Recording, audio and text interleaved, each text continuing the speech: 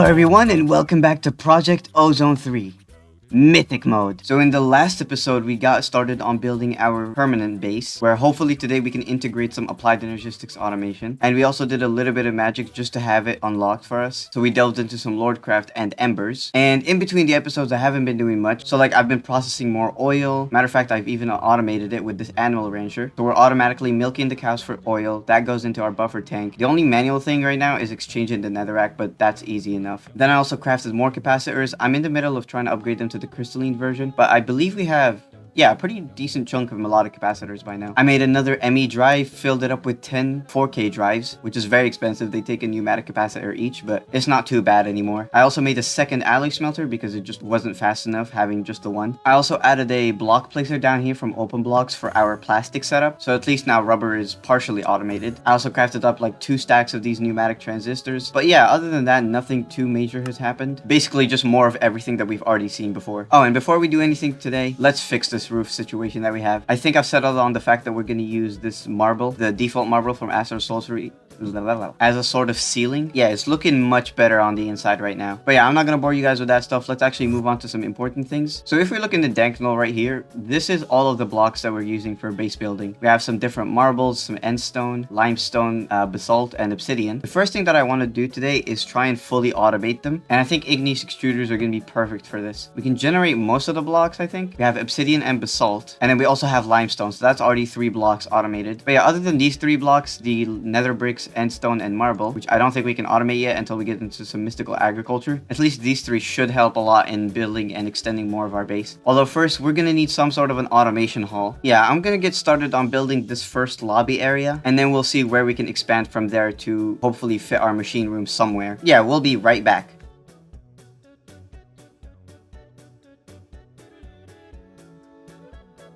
Alright, so we're back, and this is so far what we have. I tried to have 2 different levels, but it doesn't really work because this room is way too small, and then the staircase design is just absolutely horrendous. We also have the bottom floor here, which has some room for machines and stuff, but I really don't like this. This was a fail, definitely a fail. I really couldn't capture the feeling that I was aiming for, so I think I will be rebuilding this. I'd rather fix it right now than live with it for the rest of the series. And I think this version is much better. I decided to just keep it simple. So I just built a rectangle that goes all around, and then we have a little hole in the middle here where all of the machines are actually going to go. And then over here, I built a staircase, this staircase was supposed to go down there, but I don't know, I built it up. Anyways, that staircase is supposed to connect down to here so that you can actually come down, see the machines and stuff. I might probably put some fences here so that you can't accidentally fall down there, but it doesn't really matter. Oh yeah, and before I forget, let's also put a wall onto our center bit here. Yeah, this will do for now. Anyways, enough building. Let's actually go and craft up some machines and set them up.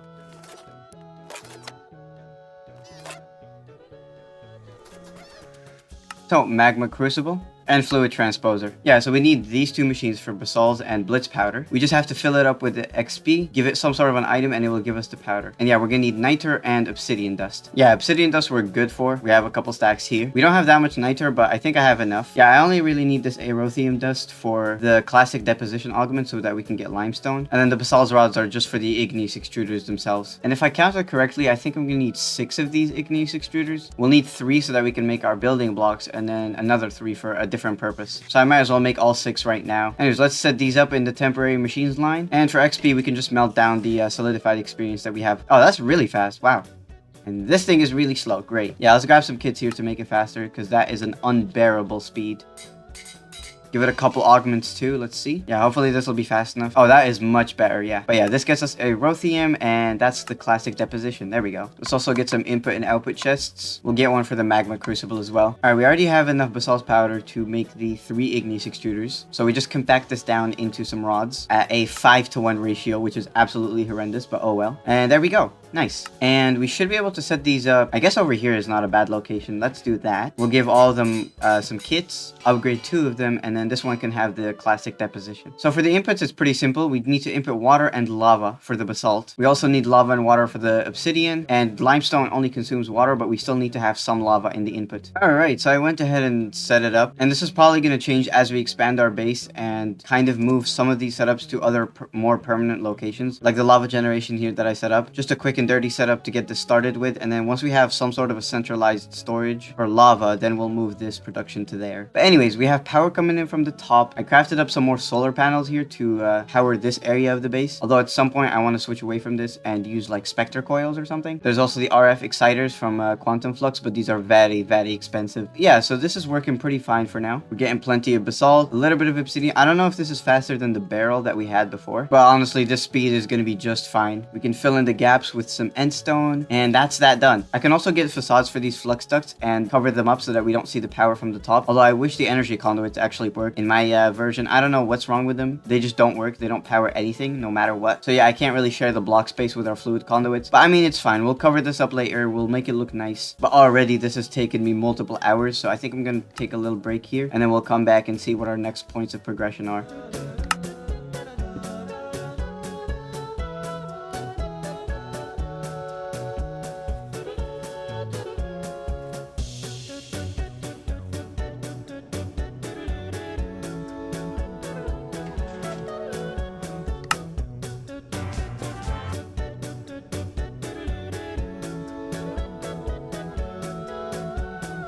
Alright, so we're back after the break, and you might have noticed already that the room that used to be here behind me is now completely gone, and there is a couple of reasons for that. Now, the main reason was because it just didn't fit the idea that I had in my head for how the base is going to turn out. And don't get me wrong, I really liked that room. That was a pretty good designed room in my opinion. I really liked it. It just didn't turn out as I would have hoped or imagined it to turn out. So I just went ahead and rebuilt the entire thing over here, reinstalled our machines here, and this is more in line with what I had going on, because I was looking over here at the old base, which I actually really like how it's laid out. I like the seamless transitions between each room, and of course these pipes blew up again.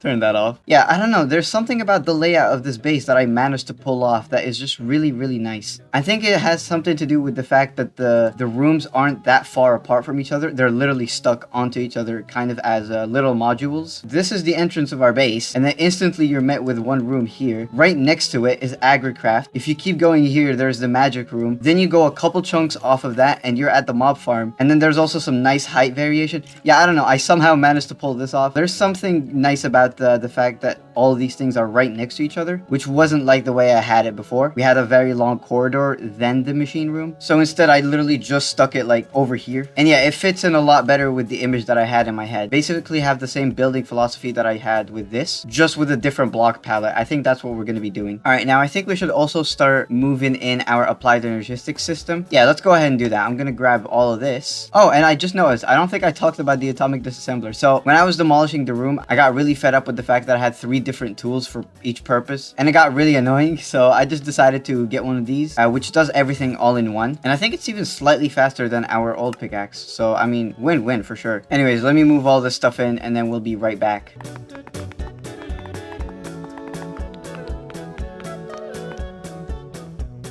There we go. That's much better. I put the growth chamber here just temporarily because this is the only place we have AE power. And then we have the drives. I think we're going to have 4 more drives in total. That should be plenty of space for the rest of the pack, because obviously most of our storage is probably going to be in drawers. I also want to get a bunch more cables. Oh yeah, of course, our drawer network is no longer connected. Yeah, let's fix that. I think we do have some solutions to be able to read this drawer controller from all the way up there, other than obviously just moving all the drawers. This thing right here, yeah. So I crafted one of these a while ago, these ender porcupines, and it's basically like an entangled block. I was going to use it over here so that I can like translocate her from this chest to the drawer controller instead of having servos. But this thing actually needs grid power, and that's why I never used it. A couple of water mills should fix that problem though. All right, and now we want a resonator, and now we hold right click. Alright, so a little bit later, we now have some stone burnt, and this we can use to make some water mills. Again, I don't really know where to place these, so I'm just going to put them in the garbage room. Or actually, wait, no. I don't think that's going to be enough space for it, so we're just going to place it up here, I guess. And I think the ideal placement for these things is like so. Let's see. Each one should be generating maybe some more in these corners. Now, all we need to do is place down the storage bus like here, and we need to get the coordinates of this drawer controller. All right, I just noted them down in the chat. Now we go to the porcupine, and we have to manually set it from this.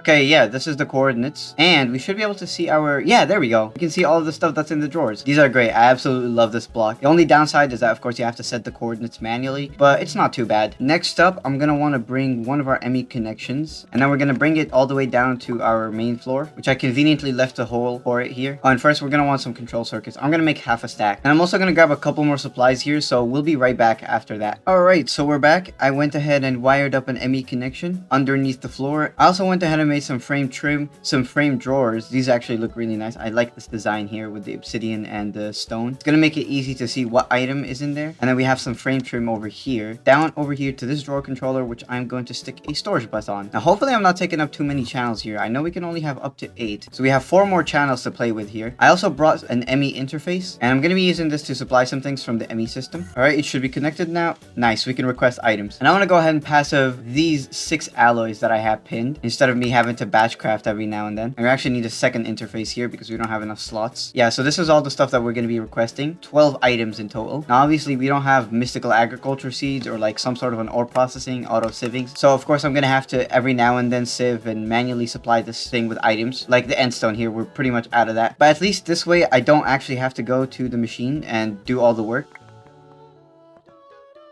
And for now, I'm going with I'm going to go with simple alloy smelters and default induction smelters. So we're going to extract on brown here, turn on round robin. And then for the Ender IO alloy smelters, all we need to do is put a regular filter in. So let's make this one the one for end steel, for example. We filter in obsidian, dark steel, and end stone. We'll just insert on brown. And the good thing about these alloy smelters from Ender IO is that they don't clog up. So you can see the obsidian is staying right there. So I guess let's make the next one be dark steel, which is iron, pulverized coal, and obsidian. Nice, it's already working. Next up, we'll go with energetic alloy, which is going to be glowstone, redstone, and electrum. So that should be good. And then energetic silver, which is glowstone, electrotine this time, and electrum once more. We'll also place down the drawers while we're at it. So the thermal machines are special because we need to use this limited item filter, which isn't that expensive. We already made a bunch of Z-Logic controllers. And this one, we're going to filter for gold and silver. We'll set the limit for 4 ingots of each. That should be good. And then if we insert, this should start working. Nice. Yeah, it's already filling the drawer. Oh yeah, before I forget, let's also put some downgrades in this so that we only buffer 1 stack of each. All right, there we go. We got the first ingot. We're gonna lock these drawers. Oh yeah, and let's come back to this other induction smelter, which is gonna be for bronze. So that's gonna be copper and tin. Yeah, there we go. Now it's working. Let me just borrow some endstone from my supply here. We'll chisel this back to default, and then I'll put it in the ME system. All right, nice. This setup is gonna be important for later because at some point I do want to passive all of the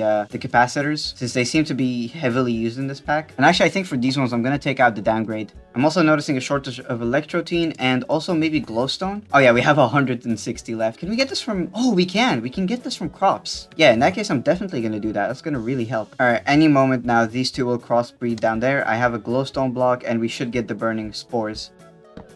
And while that 10-10-10s, I'm going to go ahead and sieve for some electrotine. Alright, so we're back after sifting and we have 3,000 electrotine almost. That'll hold us over for a little bit. I also removed the downgrades from these other 2 ingots, bronze and electrum, just because they're honestly cheap enough. Gold and silver we have thousands of, tin and copper we also have tens of thousands of, so it doesn't really matter how much we buffer. Alright, this crop right here should be 10-10-10 by now. Nice, there we go.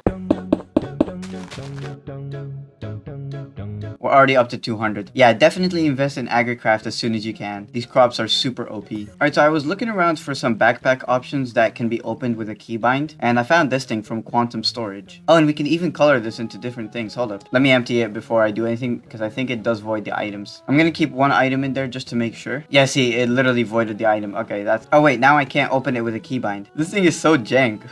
Now can I open it? Oh, wait, every different color is a different frequency. I guess that's why it's called the Quantum Bag. I'm gonna keep my satchel, but this is gonna be more for things like cables and conduits and whatnot. Alright, so I actually filled in the gaps that were in the roof. I also added some borders around the walkways, and I think it's looking pretty good now. All I need to do is put a roof on this place. Although I think I'm gonna have a second floor to this area that's gonna be around this Y level. So let's give it like a 5-block gap and then another ceiling here.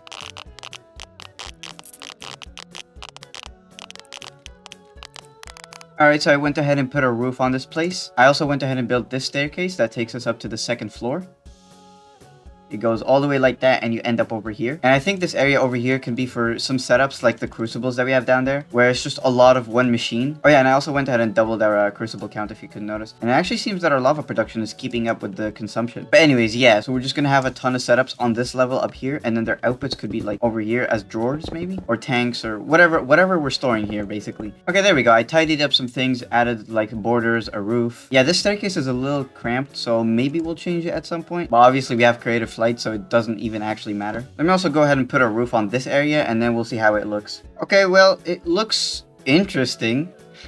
I do like it. It's pretty good. It just, in some parts, it looks a little weird, but it's fine. Anyways, yeah, I made sure to finish everything, all the interior. This is the platform where all those machines are gonna go. And then down here is the storage thing. All right, so next up, we should definitely take care of all this torch situation here. There's way too many torches. And we have two options to do this. We can go with the Spectre Illuminator. Yeah, this one right here. Or we can do a Cave Illuminator, which I think is much cheaper, but we have to get into Astral Sorcery first. So in the end, I didn't actually use the Astral Sorcery one. I did craft the luminous table and some illumination powder. So there's the resonating wand and there's the luminous crafting table. And then the illuminator itself. Alright, it's about nighttime and we are fully maxed out on starlight, so let's get this craft started. But it only lights up some parts of the base and leaves out everything else. And because of that, I just switched to the Spectre stuff anyway. I'm gonna try and get a stack of these then. There we go. That's one stack of these. We're gonna place one here. Where is it going? Oh my goodness, wait, that actually worked. It instantly lit up all of this area. Okay, let's place one like over here as well. It's working instantly, dude. That's great. All right, now I'm just gonna go like a couple hundred blocks to unload the chunks, and hopefully the mobs will despawn by then. Yeah, I can actually remove the torches first. Oh, okay. It's just gonna phase through the blocks. There's also like visual bugs, but I'm pretty sure if I just relog, it should fix it. All right, cool. Yeah, that works. And I guess since we're starting to play with some of these Spectre things, we should probably also try and get some Spectre coils and maybe even one of these Spectre chargers, which doesn't look that bad. This should wirelessly charge our inventory, which is gonna be really nice. So what do we need? We need Spectre ingots, which is mana, palace, and ectoplasm. That's not bad at all. Those are very cheap things. All right, yeah, that didn't take too long at all. Let's make these 9 stacks of Spectre ingots. And Spectre string is, oh no, we have to get into Botania, which is luminous crystals, complex crystals. Well, I guess we're doing Botania now. Yeah, it's fine. We'll set it up right next to embers. All right, time to do some more Lordcraft. Yay. So looking ahead at the recipes, I think we're gonna need a lot of redstone and mana infused ingots for these things. The mana infused ingot from Lordcraft and the shard, which is made from dust, which is made from redstone. Although before we can make mana infused dust the cheaper way in the arcane forge, we need to get one of these void interfaces, which is, oh, gonna need another one. And there's the void interface. Then we need some sort of a siphon. So I did the air research, which means we have to go with the floating crystal. Then we'll grab one air siphon. So I think this we just place down, we give it an air siphon. And now if we give it a floating crystal, it fills up with mana, which means craft with this. Oh, we have to click that. Okay, it's relatively fast. That's not bad. Let's keep filling this thing with mana, I guess. Oh, we don't have to click it every time. Good. Okay. Oh, and we can even right click more and more of these siphons to store extra mana. That's not a bad idea. Let's get, sure, 16. Yeah, there we go. Wait, you can also press the button that's on your keyboard. As long as you already have the letter unlocked, it will automatically draw the letter. That's really convenient, actually. Hold up. So, okay, so I completed the transmutation and void eye research. I think I need to do all of these researches as well that are in this line, since we're trying to unlock Thelos here, and this is going to need a bunch of these researches. Although 19 inscription tiles is definitely not going to be enough, so I'm going to go get some more. Matter of fact, since we can, let's go ahead and put this on our passive wall. Yeah, over there. And then we'll put live root, we want phytogrow and roots, and then we're going to request both of these things in the interface. We also want to insert on blue for fluids, and that should be good. Nice. Oh yeah, also we're going to be losing power here because our solar panels are now covered up. Alright, I just placed them outside there, dug a little hole in the wall, and we'll just play. Oh, it's not even lined up. Okay, so now I'm going to try and get the advanced arcane forge, which means we're going to need a lot of these mana infused ingots, but that should be easy enough. I think it's going to be a lot faster and save us a lot of time. I just need to research it first. Okay, there we go. We'll grab our old one and then upgrade it. Nice. Alright, that's not bad at all. It's a little bit faster. Alright, let's get another void interface. Alright, now we need void interface, gold ingot, and that's gonna craft. That's the void eye. Is it just a crafting ingredient? Yeah, it's just that. And it's not working because we don't have the research, probably. Maybe it's this thing, translocation, which means we need Thelos first. Actually, maybe it's one of these, the transmutation research table. Yeah, so I just did a bunch of these researches here. I did all the staves, the infused fabric, and that unlocked the Thelos. Ouch. Okay. And then now I can do translocation. Okay. We'll place this thing here. I think we're just going to need to place down stone, mark it, and then we need to give it some sort of a redstone signal. So I'm just going to do a timer here. Like that. Oh, okay. And the game crashed. That's great. Okay, well, the game crashed a couple more times for me because I wasn't fast enough when logging into the world to be able to turn around and destroy the timer. So definitely don't try and use a timer. Yeah, I'm just gonna use a lever. We did get some Lordic stone though. Maybe... Did we crash again? I don't understand this thing. It is annoying. Why are we crashing every single time? Yeah, nothing's working anymore. I think we did crash. Okay, so I moved the matrix over here. We're gonna link this. Okay, there we go. No crashes that time. Oh, and now we can actually get all the other resources. These were locked before. All right, then we don't care about anything else. I'm going to put away all this stuff. Which one did we need? We needed light crystal, which is complex crystals. Oh, we can get more simple crystals if we spend redstone and diamonds. I'm definitely going to do that. We just ran out of these and I don't feel like mining for any more. All right, there's the complex crystals and then we just need to make these into the light version, but that needs tier 2 light. I'm going to do this real quick and then we'll be back. Okay, I did all the resources. Do we have it now? Yes. Alright, yeah, there's the apothecary cauldron, and... wait, we're missing living rock, yes. So I guess we need some mystical fertilizer, which is bright crystal. And let's also start duping these. Next up is the petal apothecary, which needs verdant crystals and mystical flower cluster. That's easy enough. Verdant crystal... Oh, I need more research. Oh, nice! We have a bunch of phytogro here, yes. Oh, and actually we need 2 of these mystical flower cluster... What? Yeah, we need 1 for the petal apothecary and 1 for verdant crystals, which is a combination of bright and dense. Alright, nice. We can get the dense crystal. Alright, and I don't have enough things. Why? Oh, we need this thing. Arcane crafting. Alright, should be a simple research. We should get another quest for the petal why can't I speak today? Hello? Oh, we need to get a pure daisy as well for the quest. Okay. Alright, cool. We'll make some living rock with this.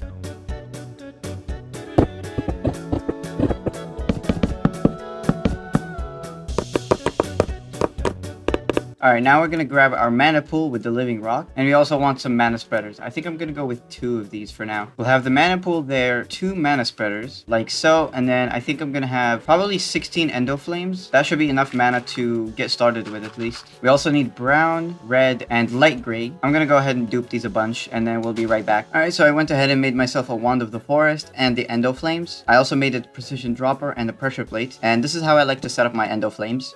And now we can place these down as well. They should automatically link to the nearest mana spreader, which is going to be this one. And then these endo flames should also link to this one only. And now we just need a little bit of fuel, which is easy enough. I think we'll go with blaze rods for this.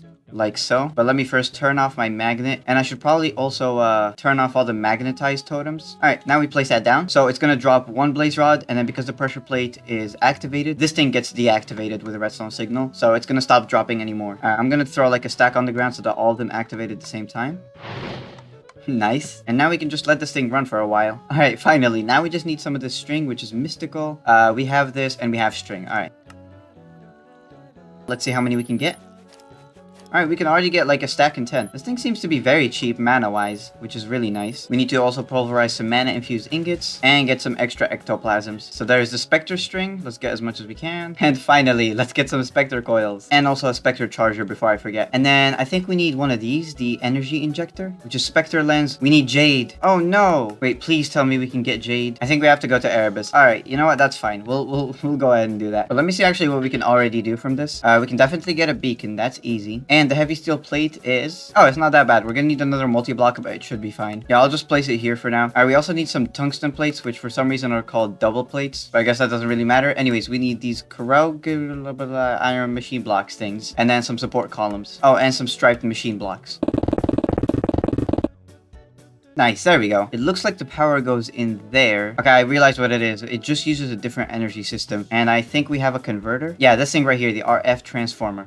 Alright, there it is. Yeah, there we go. Now it's getting energy. Wow, you are slow. Okay. Also, wait, these are the wrong plates. We're trying to make heavy steel plates, not tungsten. All that's left is the Erebus stuff, so let's just go ahead and do it. It shouldn't take too long. So, offering altar. We also need the Staff of Gaia, and that needs Gaian gem. I have no idea what that is, or how to get it. Maybe this quest is telling me how, because it says offer 1 obsidian, 1 emerald, and 1 diamond.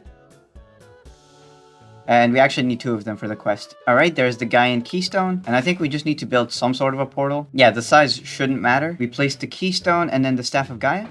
Oh wait, no, we're actually supposed to build a portal, like so. And I don't think the blocks matter. And then we fill this out with leaves. Then we place the Staff of Gaia. Yeah, there we go. Okay.